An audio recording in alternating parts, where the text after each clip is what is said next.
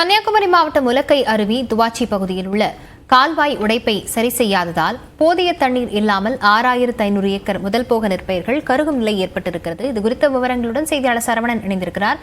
சரவணன், இதற்கு மக்கள் என்ன தீர்ப்பு இருக்க முடியும் சொல்றாங்க விவசாயிகள் தரப்புல இருந்து?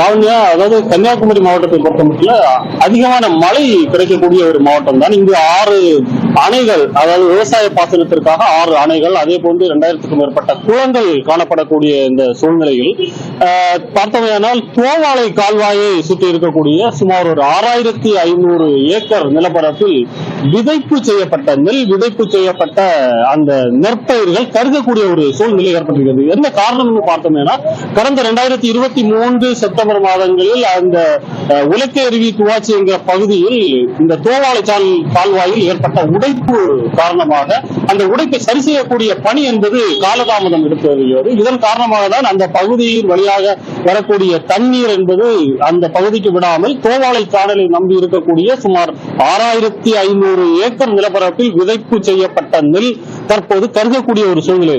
இந்த இடத்தில் அந்த நெற்பயிர்கள் பயிரிட்ட விவசாயிகள் அதற்கான இழப்பீடு தர வேண்டும் என்கின்ற கோரிக்கையை முன்வைத்திருக்கிறார்கள்.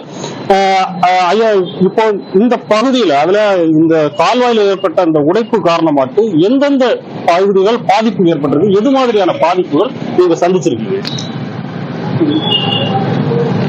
தோவாளை சேனல்ல கழிந்த 2023ஆம் ஆண்டு ஆகஸ்ட் மாதம் 20ஆம் தேதி துவச்சி என்கிற பகுதியில உலக்கை அருவி தண்ணீர் சேனலுக்கு கீழோட வெளியில போகக்கூடிய அந்த அடிமடை, அந்த அடிமடையும் சேனலுடைய பக்கச்சுவர்களும் உடைப்பு ஏற்பட்டு பெரும் சேதத்தை ஏற்படுத்தி கிட்டத்தட்ட 15 நாட்கள் அந்த உடைப்பை அடைத்து தண்ணீர் தருவதற்கு எடுக்கப்பட்டது. அந்த 15 நாட்கள் தண்ணீர் இல்லாமல் அந்த பயிர் அந்த கழிந்த வருடமும் கருகக்கூடிய நிலைமையில் தான் இருந்தது.